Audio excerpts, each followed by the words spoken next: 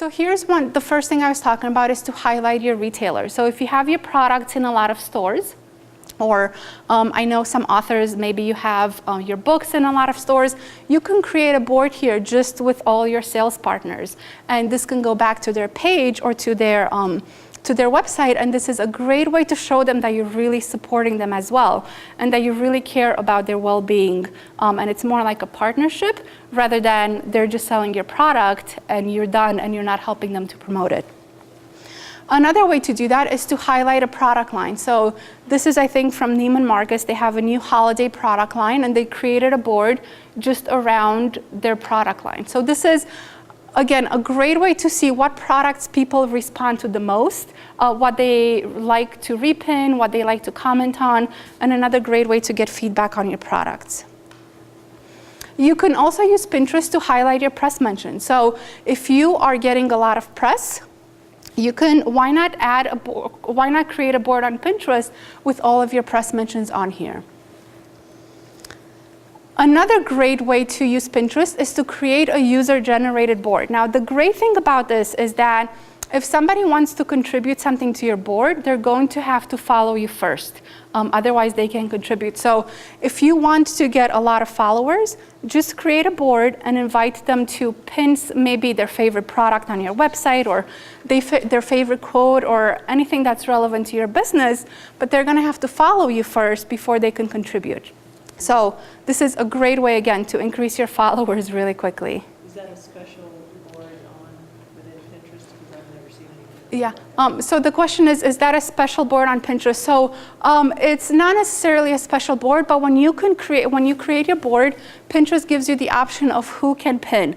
And automatically the just me is checked, but if you click on me and contributors, it's gonna make it a contributor board, and then you can start inviting people to pin. So the question was, can you monitor what goes on a contributor board? And the only way to monitor is to physically go in there and see what everybody's pinning or writing or commenting. But there's no way to say, I don't want this word to go on my board or this type of image. As far as I know, that functionality is not there. So you have to manually monitor it. Can you manually just delete it though if you want? Yes. Yeah, so if somebody keeps on pinning things that are not appropriate or that you don't want on there, you can just delete them from the board, and they're not going to be able to pin anything else to it. So that deletes them from putting anything else on there, but you delete what has been. Yes, the question was, can you delete what has been posted on there? And you can, yes. You can just delete a pin. Super easy, just like a regular board. Okay. Another idea for a board is you can use it to celebrate your customers. So for example, this is for Fuzzy Buns, which they make cloth diapers, and they reached out to their customers and they said, can you send us pictures of your babies wearing our diapers? And they put them all here on Pinterest. So this is great. If you have customers that can be photographed with your product, you can create a board just for your customer photos. And this is great because they're going to then share it with their followers, and they feel like you're really appreciating them and honoring them and paying attention to them. So it's really important to do things like this because, again, Pinterest is a social media network.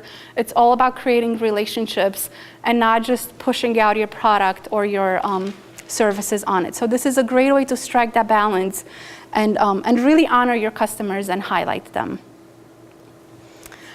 And speaking about highlighting your customers, again, as I mentioned, very important to keep their interests and their lifestyle in mind and create boards around their interests. This one is from a clothing company, and they found that a lot of their customers do a lot of arts and crafts and projects, so they created this board just with craft ideas and things that their customers can make on their own.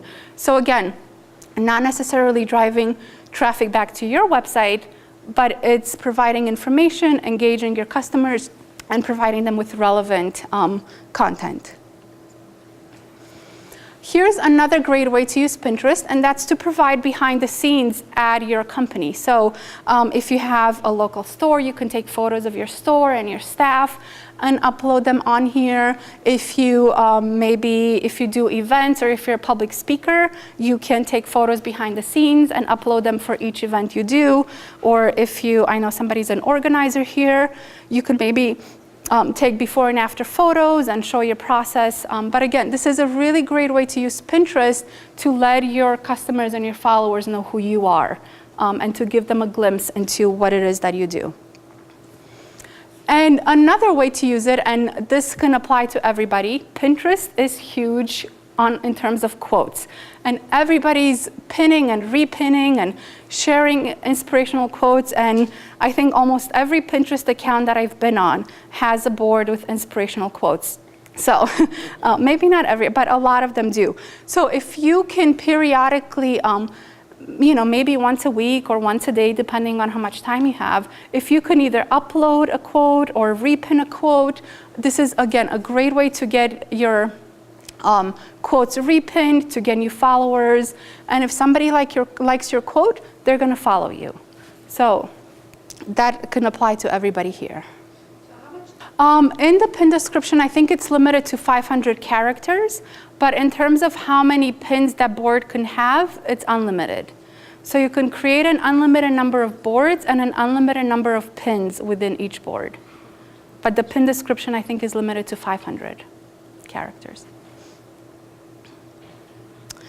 And this is something that Beth is going to go into a lot more details about, but holding a contest on Pinterest is really great, because if you've ever tried to do a contest on Facebook, it's pretty much impossible unless you hire someone else to do it for you, and you have to pay daily fees and monthly fees, and it's really, really hard and really complicated. But on Pinterest, it's super easy. You don't need anyone's permission to run a contest. You don't need a third-party application. And again, this is just some examples here, but this is a really great way to get your customers involved, to maybe ask them to comment on why they like your product or a service. And again, really great way to get them engaged, which is, after all, really what Pinterest is about, is you want that engagement, and having a contest is a great way to do that. So now, lastly, I wanted to talk about tracking your results, because if you are spending a lot of time doing anything, whether it's Pinterest or Facebook or with your marketing or anything else, obviously, if you don't know how it's performing, you don't know if it's something you want to try and do again. So tracking your results is really important on Pinterest, because you want to see what's working and what's not working here. So there's a couple of ways to track it. You can track your followers and see how many followers you actually have and how that's growing based on maybe you're blogging more often or you're pinning more often. So you want to see, are people more interested? Are they less interested? Are people unfollowing me because I'm not providing relevant content? So keeping track of how many people are following you is a great way to see if what you're doing is actually working. Another thing you can do with Pinterest is that someone can follow all of your boards at once, or they can follow only one individual board. So you might see with your account here that some of your boards have more followers than others. So that's a great way to know what people are liking from you and what they like the most, so you can provide more of that in future boards. So keep track and really see what boards here are more popular than any other ones. How did you get to that place where you're looking at the Oh, results? this is actually, you just click on your board title, and it gives you all your pins here and tells you how many people are following that board. So it's just when you go to your board homepage. Yeah. And now I think there are software or third-party programs that can tell you what boards are more popular, what pins are the most popular. So yeah. And lastly, obviously, it's important to see who is pinning images from your site. And I know Anita talked about this. But if you type in pinterest.com/source and your URL.com, it's going to tell you, to show you all of the images that are being pinned. Now, make sure not to type in the www in front, because that's not going to work. So you just make sure to leave that out, and you'll get a list of all of the things that are being pinned from your site, who's pinning them. And maybe you want to go and comment on those and say, hey, thanks so much for pinning this. I really appreciate it. Again, great way to connect and to engage. And obviously, lastly, you also want to track and see how much traffic Pinterest is sending to your website. And you can do that with a program like Google Analytics. And you can not only see the number of people that are coming to your site, but you can also see what specific pins they're actually coming from. So you can see what's really working in terms of driving traffic to your website. So let's see. So I think that's all I have for today. If there's any questions, I'd love to take them now. Yes. I have a question. Yeah. You were just showing the Pinterest URL. Like LinkedIn, Facebook, is there a Pinterest URL that would define your board or your profile? Get a unique Yes, yes. name? So Is that by default? Or can you set it up to be something specific? yeah, so the question was, the URL that follows your account, whether it's for your boards or your pins or your main account, is that something you set up? So yes, it's your username for your main account, and then it's the name of your individual pins and the name of your boards that Pinterest automatically adds it to the URL. So whatever you name your board, that's going to be in the URL. So Pinterest / your name or your profile and then Your board name and then your pin name, yes. Yes. You said there was a particular infographic that got a tremendous amount of traffic that you started. Is it possible for you to show us that infographic? Sure. Explain why it worked? Yeah, so yeah, can I still go online? Yeah. Okay.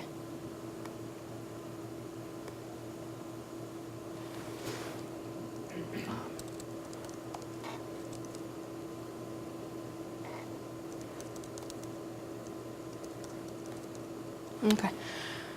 So this is the infographic right here. So I decided to I was initially going to write an article about how you can promote your blog posts after you write each post.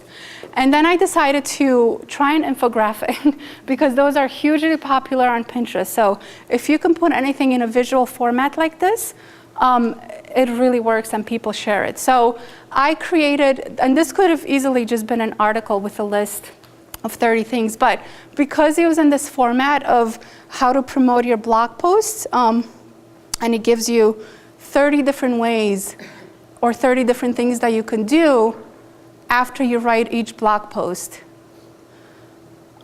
This was shared over 2,000 times, and a ton of people published it on their own website all within a week. So think about, can you do something like this for your business and then get other people to share it? So my next infographic is coming. Is that all one big long graphic? Yes, yep, it's one big long one. And how did you create the graphic? I used a software called pictochart.com. And again, I mean, I'm not a designer by any means. I just picked one of their templates and put in my text. Can you repeat that again? What was that website? Yeah, I'll type it in here, but it's a pictochart,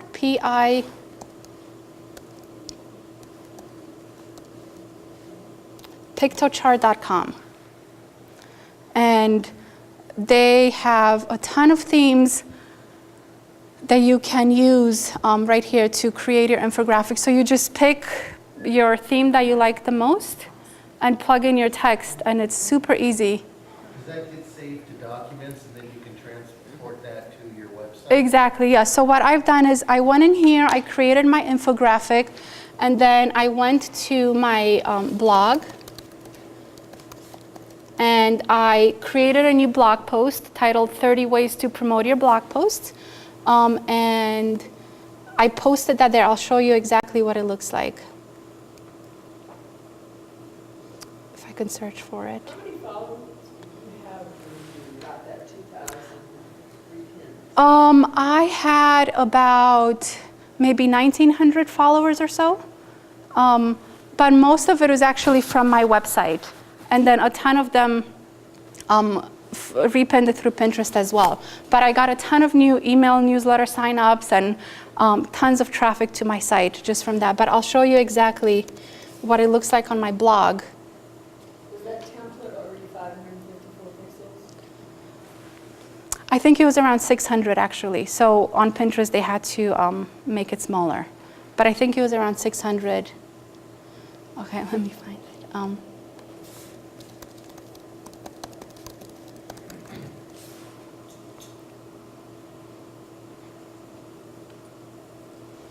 Did they eclipse it or make it smaller? What's that? Did they eclipse it or make it smaller? They sort of resized it so it fits within Pinterest. I will find it eventually. So it didn't change the formatting, it just reduced the font size? Yeah, it just reduced the image, so you need to click on it again to really fully read everything that's on there.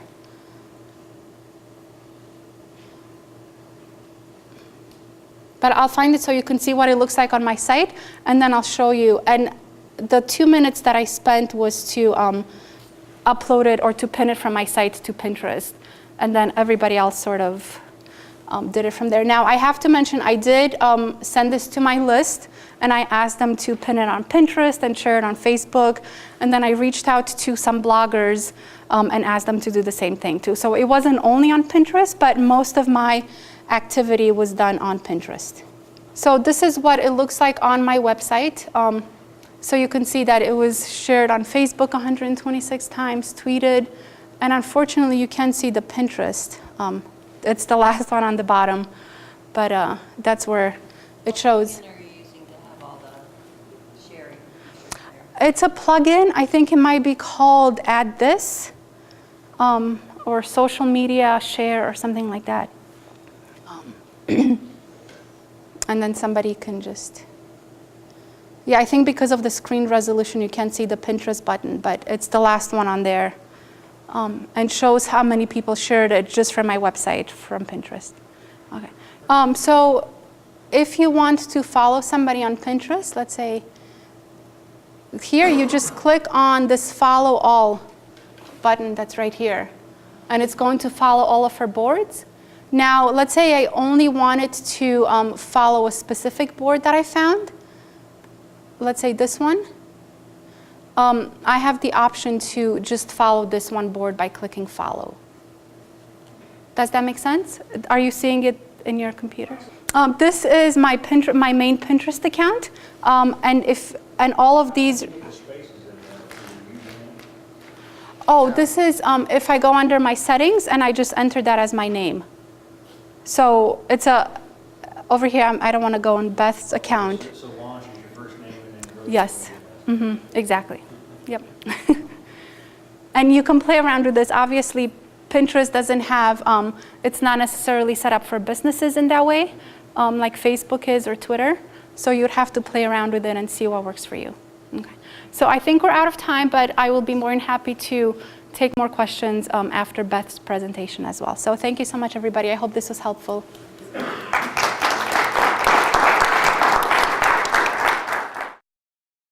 So let's all give a warm welcome to Beth Hayes.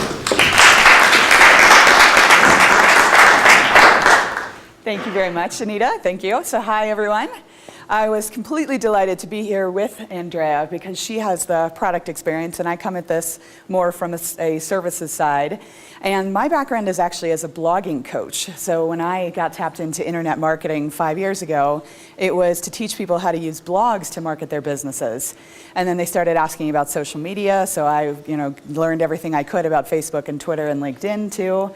And so Pinterest for me is really a nice extension of what I was already doing with my business, and it's a super powerful one. So Andrea and Anita were both talking about statistics and the traffic that you can get and all of that. And at the end of my presentation today, we're going to talk a bit about how Pinterest fits in with your overall strategy. But I wanted to actually go back and talk a little bit more about contests and cover that first, because there's lots and lots to say on that. And yeah, I see what you mean about this thing. This is brand new. I got a brand new laptop and a brand new clicker just a couple days ago. All right, so let's talk a little bit about Pinterest contests. You're seeing a lot of them online. And people know that this is a great way to add people to their mailing list and to get more followers on Pinterest as well. So I'm going to give some general guidelines, and then I'm going to show you a couple of examples as well. well. So the first thing that I'll say is that I've noticed that one of the quickest ways to fail with a Pinterest contest is when you don't already have a little bit of a platform. And it doesn't have to be huge. You don't have to have a huge audience to have a Pinterest contest take off. But if you've got, only a couple people reading your blog or your website every day, and you've got 7 followers on Pinterest, might not be the best time to launch a contest, unless you've got access to influencers. If you're connected with Andrea, she's got a huge following, or people like that who can help you promote. But it is something like I see people get discouraged with contests because they don't have a huge platform to start with, or even a medium-sized platform. So have a little bit of an audience first before you go into it. So that's my first piece of advice. The second one is to have what I call a contest pin. And when Andrea pulled up a slide, she had probably 4 or 5 of them in her contest slide. And it was, really clear across the top. It said something like pin it to win it or Pinterest contest. I'm going to show you a couple of examples too. But it's a great way to make sure that people are on the same page. A lot of them have the contest rules spelled out right there on the pin. And they can be sort of long and skinny, like the infographics that she was talking about. But make them really nice and attractive, something that people will want to repin to their boards. And of course, you're going to have your brand name, all over it, sponsored by, organizing, writing, services, et cetera, et cetera. Okay, so next up, I always tell folks to have really clear rules spelled out about your contest. When it's going to start, when it's going to stop, what exactly people are supposed to do. If there is, another social media site that's involved, like Facebook or Twitter, if they have to follow you on Pinterest in order to enter, then that should all be spelled out. And I would give brief directions on the contest pin, but then you want to give every little, nitpicky thing that people need to know on its own web page or blog post. So make sure it's all really clear.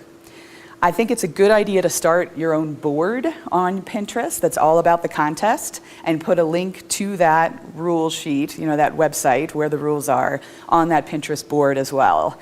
She was talking earlier about how you can put a description in your pin boards. There's a little place where you can put a paragraph about what that board is about. That's a good place to put that link back to that web page. So once you've got your rules spelled out, exactly what people are going to do, and it might be things like they've got to pin, your contest pin to their boards. They have to perhaps tag it as a certain thing using a hashtag. Some folks actually go a little bit further with it and say you should be developing your own board on a particular theme. So if you guys have heard of Harrods of London, have you guys heard of that? So fancy schmancy, department store in London. They did an amazing contest that I thought was really cool. And what they did was they had people start boards. They had each person create a board, and it was all ideas for the Queen's Jubilee, and it was they were giving ideas for what a Harrods window should be like. So they were picking out colors, picking out items that should be, on it. It was all around the Queen's Jubilee, the Diamond Jubilee this summer. And then they picked a winner and actually created that window for her. And they had a video of them revealing it to her and all of that, and it was this really big deal. And it was a contest that took off like crazy because people love Harrods and they love the Queen. And so that was an easy one.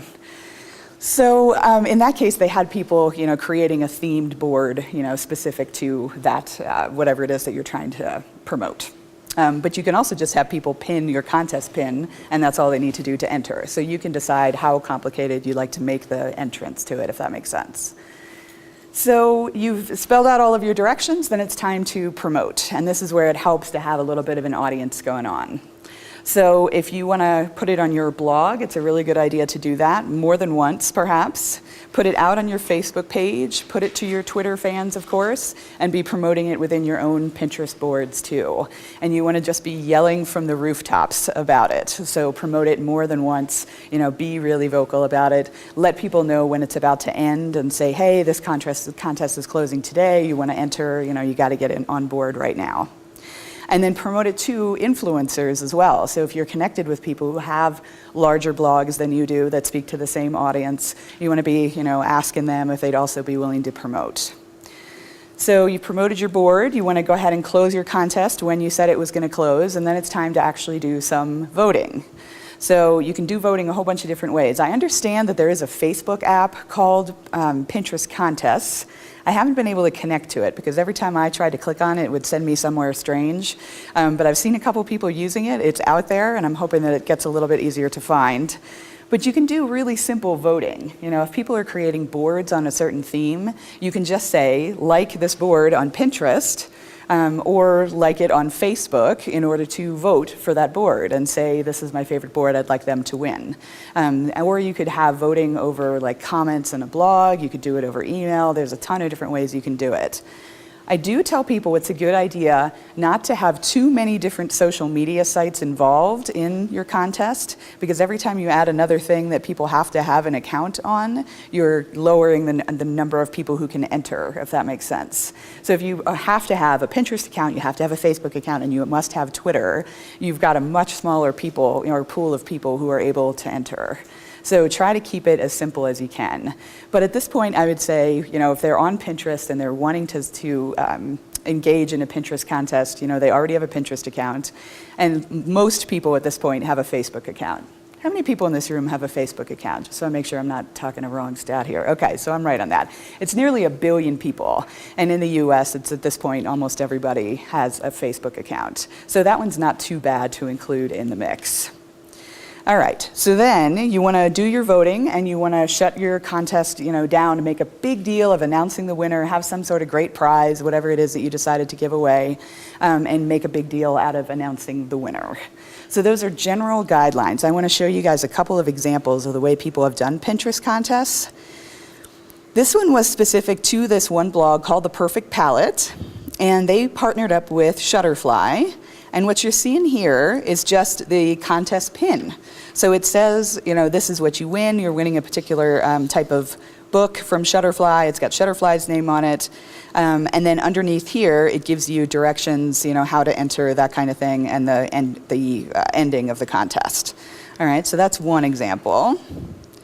There's a pumpkin-related one here that I loved. This is, I believe, a Halloween-themed one for a $250 Visa card with this blog called yumly.com. And again, this is the contest pin. Now they did include really brief directions on here, which I think is a good idea. And it's really nice, it's attractive. You got the nice, you know, pumpkin border on there. It's something that people would want to pin to their boards. And then they've got, you know, instructions, you know, all those little fine print rules and things like that. Okay, so that's one other. And then one of my favorites recently is the Legoland one that they did. So they had people creating a Legoland sort of dream adventure kind of board, which I think was a brilliant idea. And they said, you've got to pull pins, you know, from our, I guess it's our Florida park. And then it told them how to enter and that kind of thing. And I believe what they're offering is actually like a dream Lego trip, which is something that a lot of people want for their kids. So I thought this one was great too. These guys are obviously a decent sized corporation, and so they needed a separate page here. This is their page that describes exactly what all of those fine print rules are, and you're gonna see links to this in a lot of different places. So questions about contests. I didn't have a whole lot more to say unless you wanted to add more as well. Yes? What if the goal of your contest is to pick up subscribers? Yes. To your site? You know what I mean? So Yeah. can you have them sign in? You can, actually. I wanted to show you, that actually reminds me of an example I wanted to show you here.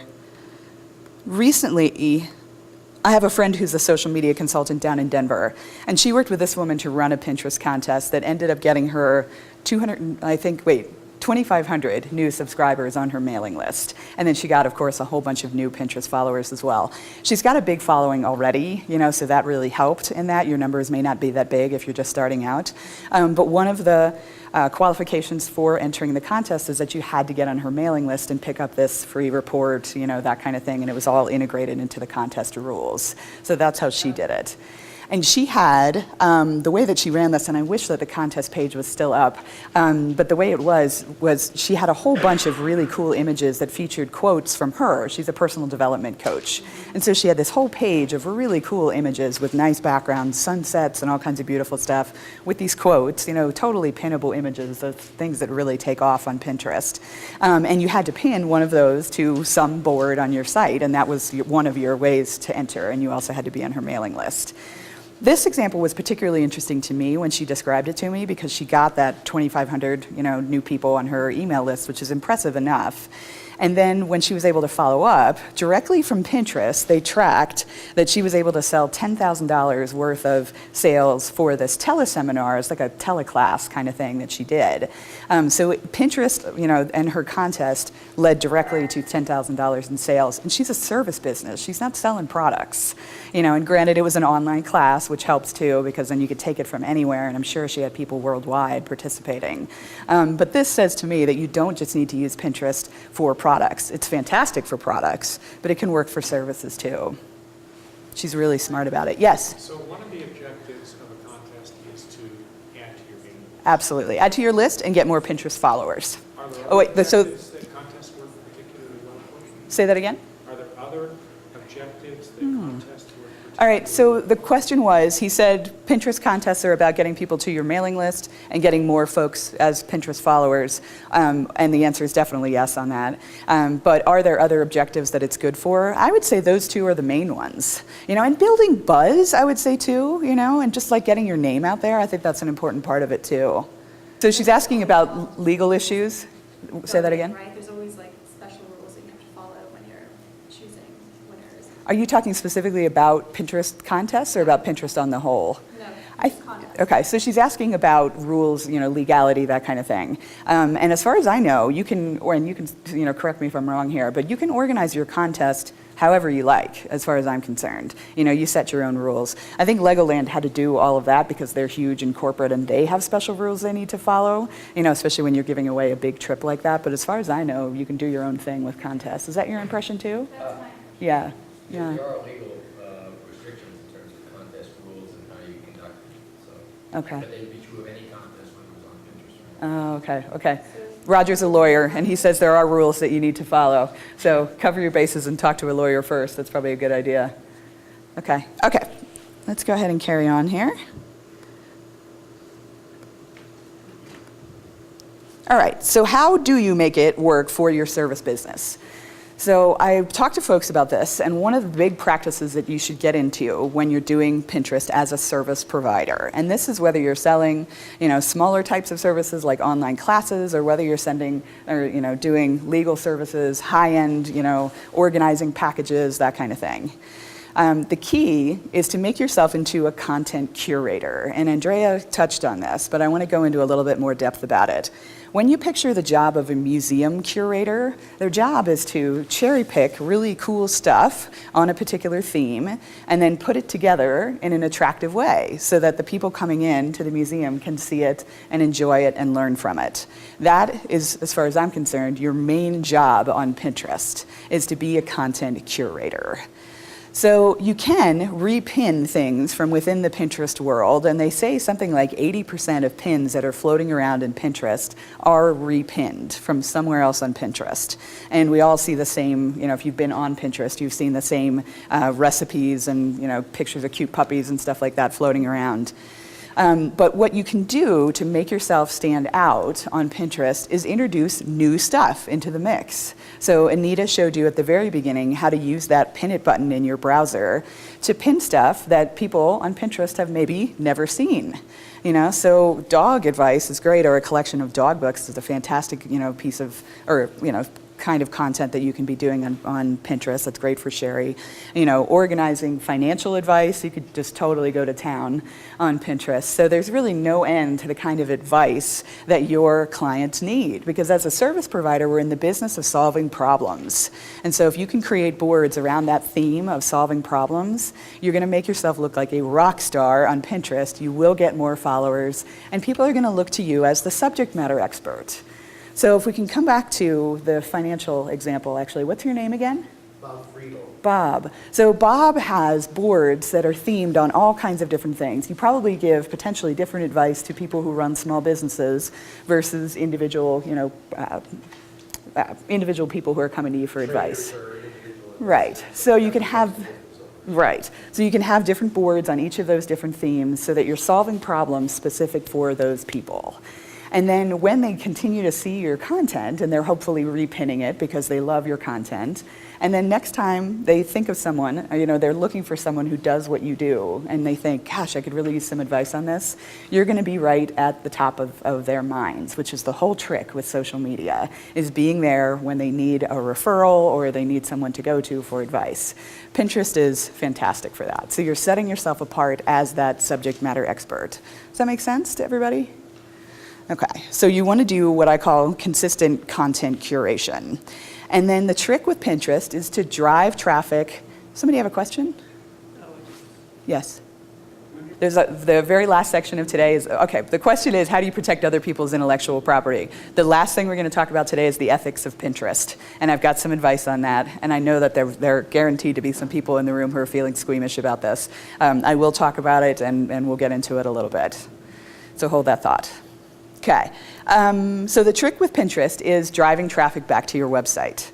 So what I teach my folks, and as far as my clients, when they're looking to get into social media, is to remember that your website is going to be at the center of everything that you're doing. Where I get frightened of working with people is when they say, oh, I've got 10,000 Facebook fans. I should have a business, right? And I say, maybe not. I want to see how many people are actually coming back to your website, how many people are actually buying from you from those 10,000 Facebook fans. We get so busy with social media, I think, that we forget that social media is actually a means to an end. It's not the end in and of itself. All right, so just staying busy on social media, because it feels really productive, right? We're like, yeah, I spent all day on Facebook today interacting with clients and engaging and being authentic and all these, catchphrases that social media, folks use, myself included. But you just have to watch to make sure that your focus is where it needs to be, which is on driving folks back to your website. So you can get them, especially if you're a service business, back on your mailing list. Okay. So I want to talk a bit about how to actually make this work as a service provider. I think the key is driving people back to your website and then getting them on your mailing list so you can follow up with them. I think when you're selling products on Pinterest, it can be a lot more direct. Let's say I'm selling a necklace or a pair of earrings or something like that on Pinterest. I could put a picture of that necklace up on Pinterest. It starts to get passed around. Someone clicks on it and they can come back and immediately buy it. But as a service provider, you're going to need to do some more follow-up with them, because chances are people don't buy services on impulse. They don't buy them on a whim. They need more information. They need to get to know you. They want to, like you and trust you and all of those important things. And the best way to do that is to get them on your list so you can follow up with them. I send, when I'm doing my job correctly, a weekly tip that's about social media marketing, online marketing. And I've had people stay on my list for 2-3 years who finally come to me and say, yeah, I've been reading your newsletter. It's fantastic. Now I'm finally ready to hire you. I'm ready to redo my website, or I need to hire you for Pinterest consulting or whatever. So you just need to, again, be at the top of their mind, and give them information and build that relationship with them. That is the key, as far as I'm concerned, to succeeding with Pinterest, is getting them on your mailing list. Now, of course, you do have to be careful not to over-promote on Pinterest as well. And I love the 80-20 rule. I think that's a fantastic rule. But what you can do is, if you've got a great blog or website where you're putting up great content, you can be linking to that content on Pinterest. I think promoting your blog posts on Pinterest is one of the most important things you can do. And then, of course, on your other social media profiles as well. Put it on Twitter, put it on Facebook. All with the goal of driving folks back to your website and getting them on your list. And then you can get people involved in your events. I pinned the illustration that the DaVinci Institute came up with for this workshop. I pinned that as well. I've been doing a lot of webinars. I'm always pinning those too. And so that just gets people just one step in the door, one step closer to working with you. And then, following up is really, really critical in all of that. If you've got people on your mailing list and then you never speak to them again, the system isn't going to work. Getting them on a list and then leaving them sit doesn't do anything, unfortunately. And I should say here too, if you've got a website, but you don't have some sort of email opt-in on it, then that's actually the first thing that you need to do as far as I'm concerned, especially as a service provider. So talk to your web developer, or if you're tech savvy and you can do that yourself, put an opt-in on your website where you're giving them something for free. Free report, free video, free audio, podcast, something like that. Some kind of sort of enticing thing so that they want to get on your mailing list and they say, ooh, I really, really want that. Don't say, get my free newsletter, because how many people here want to be on another newsletter, newsletter list? I don't. I'm swamped with them. But will I sign up to get some sort of free report and some juicy thing that's going to solve a problem? Absolutely. So that's the way of getting them sort of over the hump and saying, yes, I actually do want to give my email, my email address to one more person. If you have what they want, they're much more likely to do it. I want to show you guys some examples of folks who are doing this well. Rika Zimmerman, we already talked about. I think she does this beautifully. The only criticism I've got of her right now is that last night when I looked at this, when you click on her little earth symbol there, the globe symbol, it goes to a central web page that says our site is under construction and there's no opt-in or anything on it. I'm hoping that that's temporary because Rika is completely a genius with online marketing, but you just want to make it really, really clear how people get on your list. But Rika's fantastic on Pinterest. And when I say an opt-in form, let me show you guys an example of what I want. I want a giant opt-in form. And there are going to be people who feel squeamish about this, I practically guarantee it. But you can, and mine is a little bit cut off here, but you get the idea. This is my homepage for my main website right now. And the entire first part, basically a whole banner, is a giant opt-in form. This, for me, takes the place of a really obnoxious pop-up, which I hate. But pop-ups work. That's why people use them. It's a shame that we need to be that obnoxious about it in order to get people's attention. But to me, I use this instead of a pop-up. Some people actually use them in conjunction with a pop-up, which I think is a little bit of overkill. But for me, this converts like crazy. I get 30, 40 signups a day with this thing. It's nuts. So make it really compelling, have bullet points to talk about the problems that you're solving, make them really juicy problems that people are going to say, yeah, that's totally what I woke up thinking about this morning. So, and then give them something of value. All right, more examples. Tamara Suttle is a therapist and a marketing coach for therapists and coaches. So she teaches people how to fill their practices, and she's down in Castle Rock. She does work all over the country, though. So she writes a fantastic blog called All Things Private Practice, and I got her started on Pinterest. She's a client of mine. Got her started on Pinterest probably around the time that I was writing the book, which I believe was March of this year. And within a matter of a week or so, she had something like 2,000 pins, and you can see now she's got nearly 15,000. Suttle, and her Pinterest account is Tamara G. Suttle.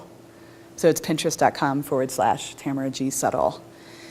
So she has gone insane on Pinterest. I totally created a monster when I turned her on to this, but she's having a fantastic time. And she does great boards. One of my favorite ones is one called Private Practice from the Inside Out, which is the name of her business. She runs year-long marketing programs for therapists and coaches. And she has this fantastic board where she gives therapists and coaches all kinds of advice about running their practices, marketing their practices, even down to things like how to decorate your waiting room so it's really soothing for people when they come in and they don't feel scared to be there. Everything you could think of, that you could use as a therapist is going to be in here. And she is a fantastic example of someone who is doing content curation beautifully. And she's built herself a nice little following. This board actually has fewer followers than her account in general, but last I looked, she had something like 1,200 followers on her main account, which is a nice little presence on Pinterest when you think about the fact that when she pins something, it goes out to those 1,200 people. So she's done a beautiful job on Pinterest. Geraldine Thomas is a friend of a friend, and she's an organizer. I believe it says North Carolina, and she does content curation as well. So she gives you advice on how to organize your house, how to stop your paper problems, that kind of thing. And she's doing really, really smart things here as well. She's got a lot of boards here. You can see her stuff is really colorful, I would trust a bet that her audience is primarily women. So she is, a whole board on hoarders. See what I mean? So you look at that and you say, oh, I want to see it. So hoarders, collectives, she lumped those all together. That's interesting. So anyway, she's got really interesting things on here. And so if I had a friend who needed a referral who was in her area, because obviously she's a local business, I would recommend Geraldine, because I've been following her on Pinterest for a while, and she's built up nice trust with me. Croft Global Travel, they're in Virginia, and travel, if anyone here is in the travel industry, I didn't hear any when we introduced ourselves, but if there's anybody that is, I don't think there's a more perfect fit for Pinterest than a travel company or fashion products and that kind of thing. So they do a fantastic job. So they've got everything from travel apps, to different places in the world. They've got, this is one of my favorites actually, they've got this great board of newborn animals. I mean, baby otters, for heaven's sake. So this is just one of those things where you just enjoy going and seeing what's new on their board. And I don't know, if your average travel agency has to be local or not. I don't know, can I work with a travel agent that's in North Carolina? I bet I could, actually. You can book travel from anywhere, I guess. So this would be somebody that I think of for that. And I would get on their mailing list, because if all of their content is as good as the stuff they put on Pinterest, they would have me for life. What are they called? Croft Global Travel. And their Pinterest ID is just CGT.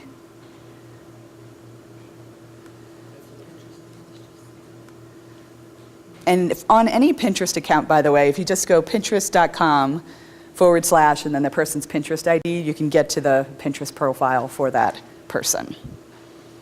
All right.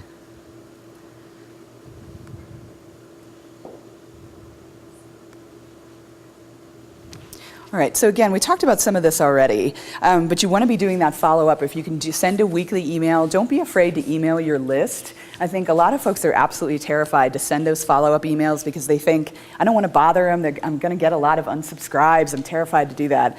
I was in the most fascinating webinar a couple of months ago that was all about email marketing. And there's a guy named Dan Zarella who calls himself the social media scientist. I believe that's what he calls himself. And he looks at data. So he's a statistics guy, he's a math guy. And so he looked at probably hundreds of thousands of emails and email campaigns and worked together with MailChimp, which is a really big email company, to look at their data. And what he discovered is that when you get the most unsubscribes is when you're emailing once a month, which is what most people want to do, send a monthly newsletter, right? People forget who you are, and they say, I don't remember signing up for this. What is this? I don't know who this person is, and they unsubscribe. When you're sending weekly emails, you're actually going to have lower unsubscribe rates, as long as you're sending good content. If you send a weekly email that's nothing but promotions for you, then yes, you're going to get unsubscribes. But you're sending good content to people that they enjoy, that solves problems for them, your unsubscribe rates will go down. He actually went as far as to say that you can email as much as you want, meaning like daily, which is a little much for me. But you can email as much as you want as long as the quality is good and your unsubscribe rate should not go down. Yes? You just answered Or should the not, question yes, on go a up. daily basis. Yeah, I don't think you need to be doing it daily. Some of the trading, other trading, trader blogs and emails on a daily basis. Yeah. It's like, I can't handle Yeah, a lot of people do, yeah. He knows somebody who, the question was, he knows someone who sends out email on a daily basis. I have some folks in the social media world who do that as well, and after a while, it's just like noise, and you end up deleting it or unsubscribing. I think every day is a bit much. Yeah, now granted, there are probably some rabid fans that guy has who would never think of unsubscribing, and so it's a trade-off. But I also think the amount of effort that it takes to email somebody every single day is a lot. Even if you're sitting down and doing it all once a week and batching it, it's still a lot of work. That alone would stop me from doing it. Okay, so you want to, I know that most of the major services like Constant Contact, MailChimp, and Aweber, I'm pretty sure that they include an online version of the newsletter. So people could click to a web page that has all of the content from your newsletter. It's a great thing to be pinning, actually. You can have a board that's called something like our monthly newsletter or whatever weekly newsletter, weekly tip, whatever you want to call it. So always take an opportunity to pin your own content when you can.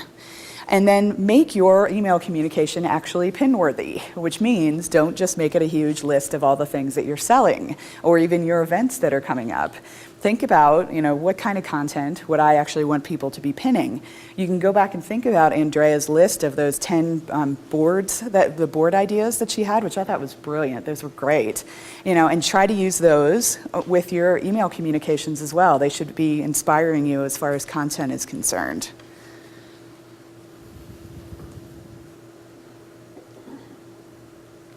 Okay, I want to say a couple more words about what I call photo badges. This is something that Andrea had touched on as well. So when we're looking at something like this, that is that image with words on top of it too, I think this might be one of the most important things you can do on Pinterest.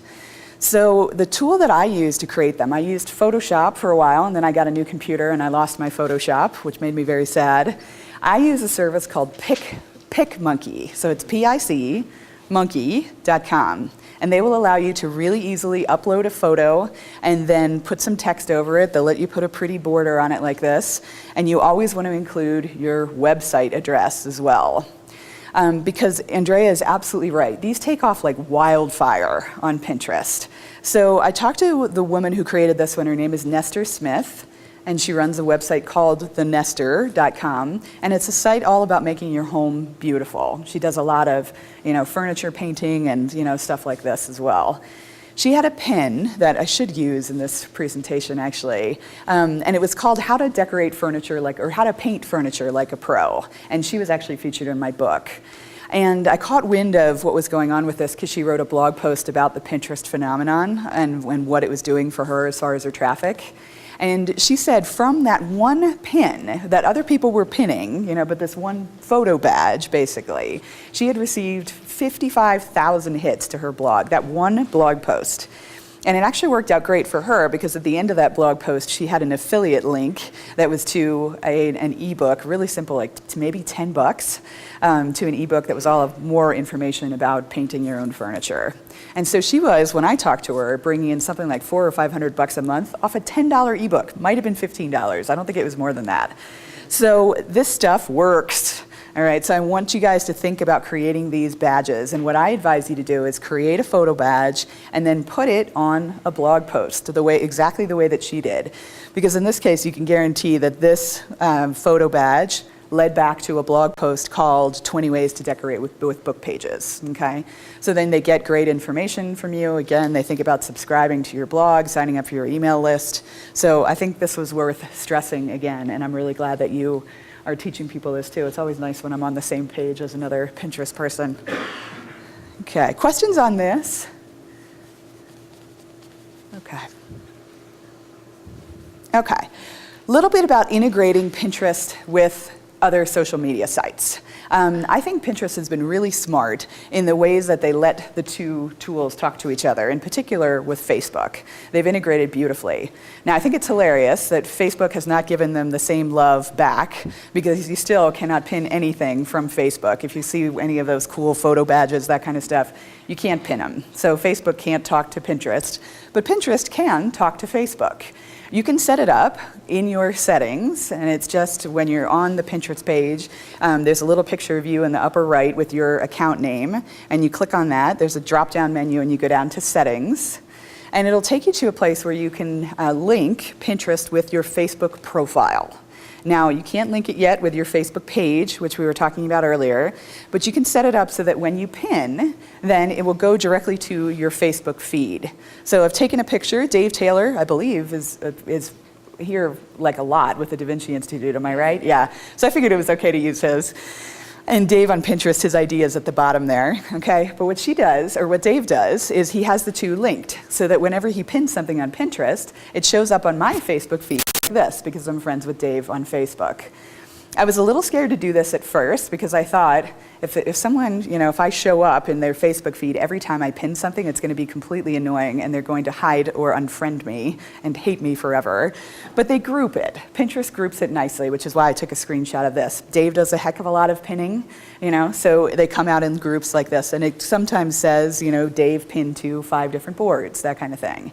And it comes out looking like this. If I clicked on that picture of the outlet, it would take me directly to the Pinterest pin, And then if I clicked on it again, it would take me to whatever page he had initially pinned.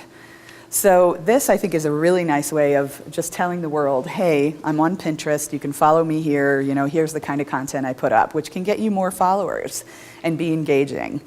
My hope is that Pinterest is going to figure out, that brands and businesses really want them to be able to connect with Facebook pages, and that that's something that's coming soon. I don't have any guarantees on that, but I'm hoping. I know everyone is squawking about it. For now, you're stuck with linking it to your Facebook profile.